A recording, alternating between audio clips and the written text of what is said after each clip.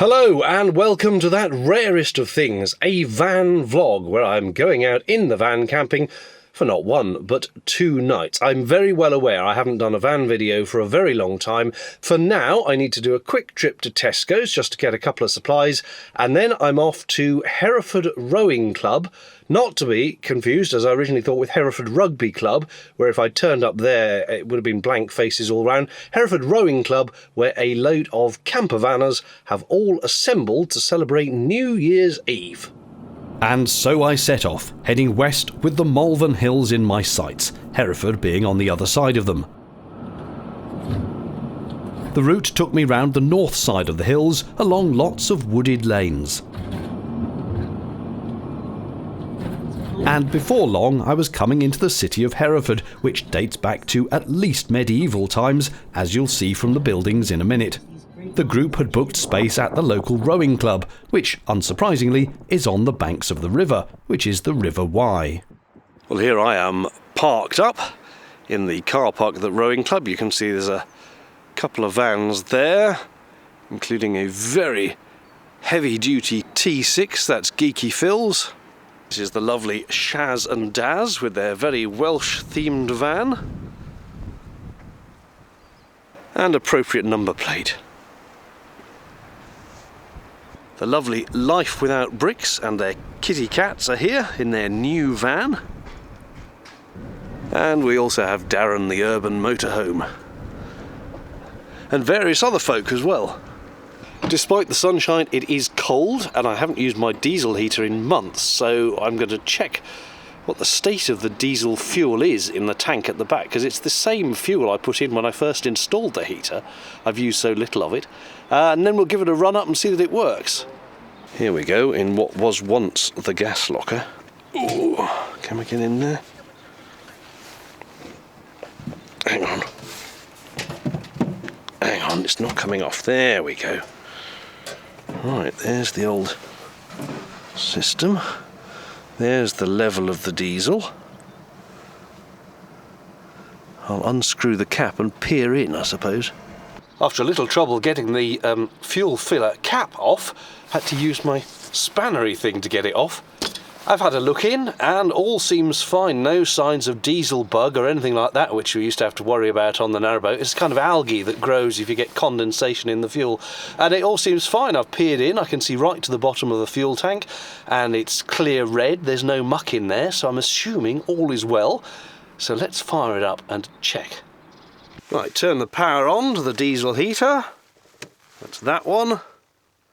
And it's booting up, which is a positive sign. It reckons it's 11 degrees.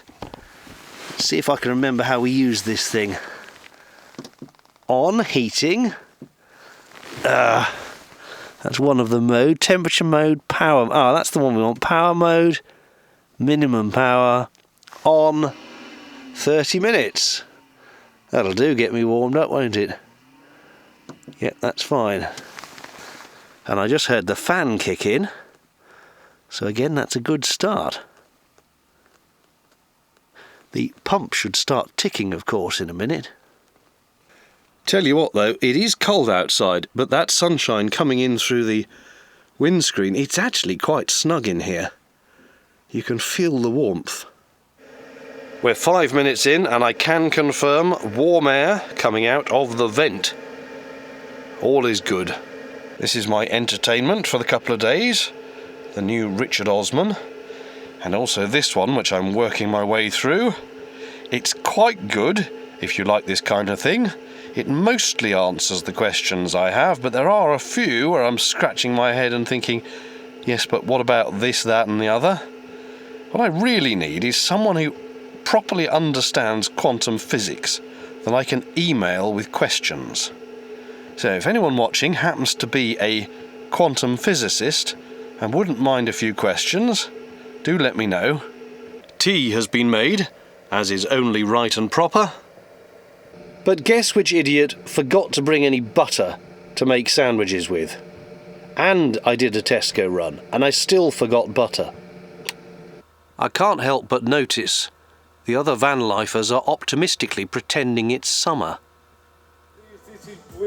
But with winter nights drawing in, and chilly ones at that, it wasn't long before we all retired to the clubhouse for an evening of genial chat. Good morning. This is fairly terrible. It is nearly 10:30 and here I am, still in bed. But I'm allowing it because I had a cold over Christmas. Nothing too serious, but it just absolutely wiped me out. And I still seem to be feeling the effects. So I figure, if I've got nothing else planned for the day, and I feel I really, really need to sleep, I should just let myself sleep. So I have done so, and as I say, it's now 10:30. I should probably get up, try the showers and have a cup of tea, and then go for a little wander round Hereford, a place that I have never been to before. So let's do that. Shower done, with some water that I was warned would be scalding but was in fact tepid, followed by freezing. And not just for me, another person in the showers was also screeching they were at the temperature. Anyway, washed at least. Not quite fully conscious, as you can probably tell still. Time for breakfast, and then I'll wander out. The sky is looking a bit ominous, so it might be a quick wander, I think. I'm back to having my standard breakfast of waffles with syrup, because it's just plain easy to do, no cooking involved. Breakfast done, I walked into Hereford, having never been here before.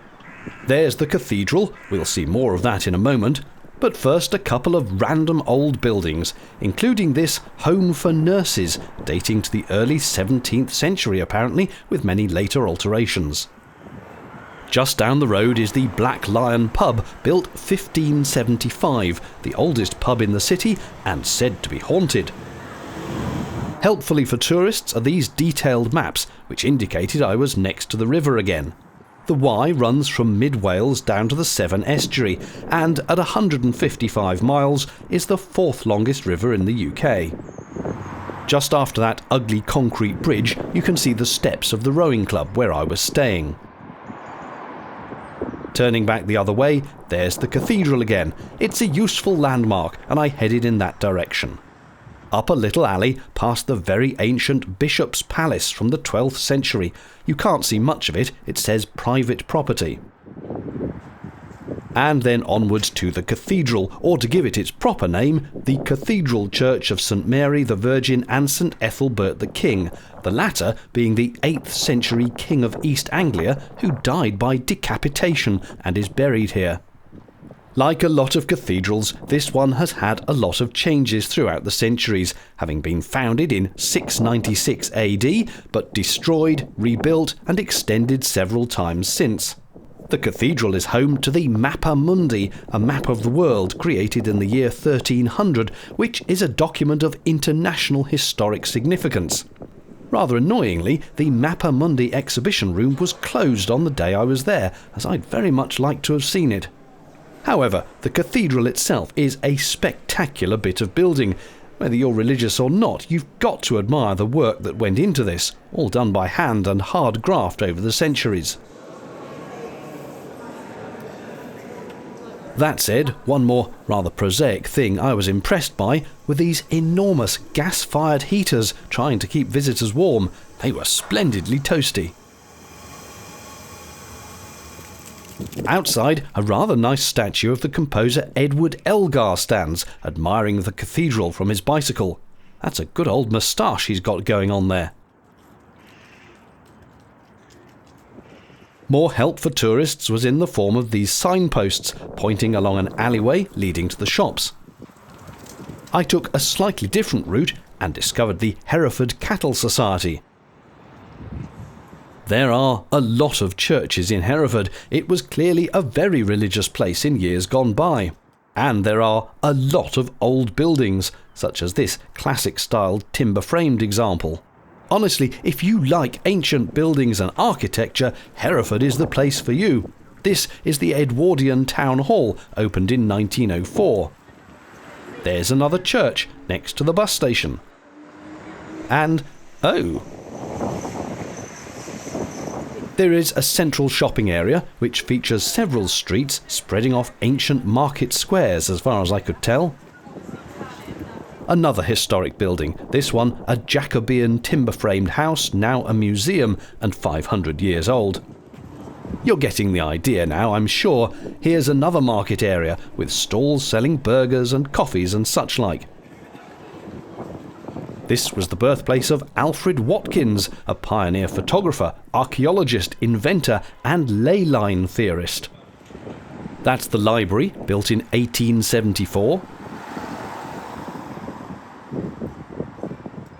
There are more interesting buildings on King Street, including this splendidly wonky one, which sadly I couldn't find any information about. Back at the campsite, a buffet had been laid out in the clubhouse for the New Year's Eve party with hot and cold food.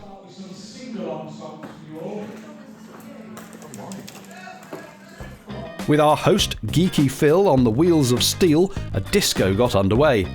I can't use the sound from it, as I'd get a copyright strike from YouTube, so here's some generic dance music to give the idea.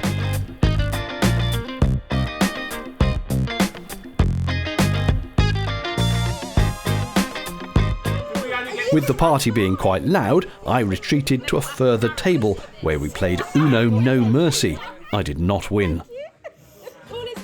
Finally, the time came for the big countdown to midnight. 5, 4, 3, 2, 1, Happy New Year! And as usual, everyone linked arms and sang Auld Lang Syne, but again, since there was a backing track, I can't let you hear it. This was a splendid way to spend New Year's Eve, and I hope you enjoyed it too.